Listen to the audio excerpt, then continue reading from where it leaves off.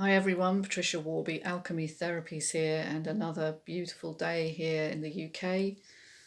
Just coming to the end of the day really, so sunlight's beginning to fade now. But since the coronavirus, we've seen just the most fantastic weather here. I don't know whether it's a coincidence or the lack of pollution. Really amazing. New things happening in the UK. Obviously, most of you will know our Prime Minister is in hospital. Apparently, he's not critical in the sense of he's on a ventilator and we're all wishing him well. But however, there are bigger issues going on as well in terms of really what's not being looked at. So while the death figures and new cases seem to be on a slowing trajectory, well, certainly new cases are. Deaths may or may not be, we're not sure about that, but there's always a lag time anyway of 2 to 3 weeks. Really what's not being looked at is what's being passed through Parliament in the UK. Now, we are supposedly the home of democracy. Parliament itself, the word, comes from the French to parler, to speak, to discuss. And the bill that's just going or gone, I'm not even sure if it's been ratified yet, through Parliament actually seeks to mandate a certain view of science.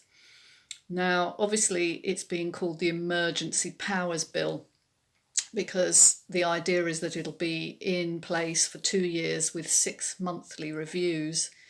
But having read the details of this bill, I am hugely concerned that we are entering a new phase of, mandated science. In other words, that which is ratified by the state. The sort of science that says the only solution to this, pandemic is to wait for a vaccine, which could be a year away, while our economies are all put into lockdown, and it has to be said, our mental health and social structures as well. Now, the vaccine, as we know, is not an easy one to produce. It's going to cost a lot of money, it's going to take a lot of time, and to be fair, even flu vaccines aren't that effective. So quite why we've gone down this route and not into spending money on testing, I do not know. Only I think it's being driven by vested interests. I have said that before, because this new emergency bill makes vaccination mandatory. Mandatory for, travel, for, getting your children into nursery school, that sort of thing. You will have to have proof of vaccination. And the police have powers to actually arrest you, to come into your home and forcibly have you injected. Now, I know that sounds ridiculous, particularly in a Western democracy, but that apparently is my reading of the bill anyway. And there's been no debate whatsoever on this. There are also other shocking plans afoot for deaths in police custody will no longer require an independent review. Just unbelievable. And cremation becomes the mandatory form of disposing of dead bodies, regardless of religious or personal beliefs. And that's just the tip of the iceberg, to be honest. If you read this bill and look at it in detail, you'll see there are so many aspects which I understand are being driven by fear and the idea to protect our services, but they give the police and judicial systems a huge amount of power. So just be aware, this is all going on in the background while all we're hearing is, the figures on deaths and new cases, and we're all fixated on whether we've got symptoms or not. And we had a letter today from Boris Johnson, our Prime Minister, which is at least a week old in terms of what it's outlining.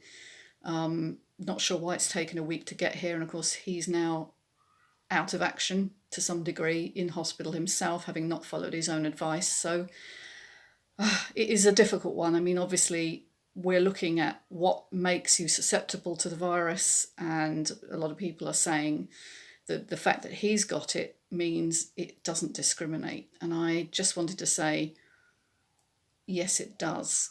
It does discriminate to a certain degree. It tends to hit men more than women. Modern science can't determine why that is. It could be differences in immune regulation, because we know that women obviously carry children and men don't, and that affects their immunity. Women have to not reject the baby when they're carrying the baby, and so we have a different form of immune regulation. That could be a very big factor. Vitamin D levels are also implicated, and what we're seeing is dark-skinned people, particularly in the UK, you'll have noticed some high-profile consultants and medics have died. A lot of them are dark-skinned, and they're living in a northern latitude, which is the UK, and we're getting very little natural sunlight up until now, of course. But over the winter, we'd have had none whatsoever being made in our skins. So in the US, I noted today that amongst Chicagoans, there's a 70% rate of black Chicagoans being taken to hospital, where they are in fact only 30% of the population. So that's a definite noticeable risk factor, I would say, dark skin. The other thing, of course, is whether you have underlying health conditions. What sort of health conditions are we talking about?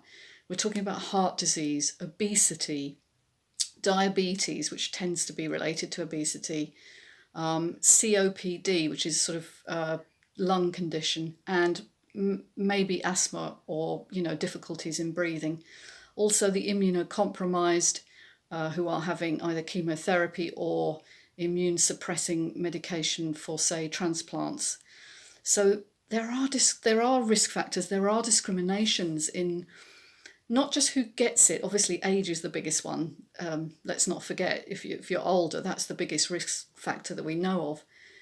But it's how you live your life, it's the lifestyle, and that sometimes that is regarded as it's not looked at all. It's sort of seen as it's your luck or your genes or something. Well, it's not. These are choices, how you live. If you live a diet on junk food and sit on your sofa all day, you don't get out into natural light, which is one of the main ways that the human body regulates itself, through light and information, then you are going to be more susceptible. So, there are choices to be made here, and there are things to become aware of and support your body in its natural healing. I've talked before about how to do that. I'm not going to repeat that here. But just this misinformation that we're being fed, that we're somehow all passive recipients of viruses that come from other people, so we're learning to be afraid of other people, it's not strictly true. It's not the whole story, and we need to actually support our own immune systems by keeping connected with others, keeping calm, not being fixated on news, but being discerning in our choice of what to read and who to listen to, because there is a lot of vested interest in producing this vaccine and all the testing that's needed, and guess who's going to make all the money? It isn't going to be you and me. Okay, well, that's all I want to say for today. Do subscribe, keep listening. Thanks, bye.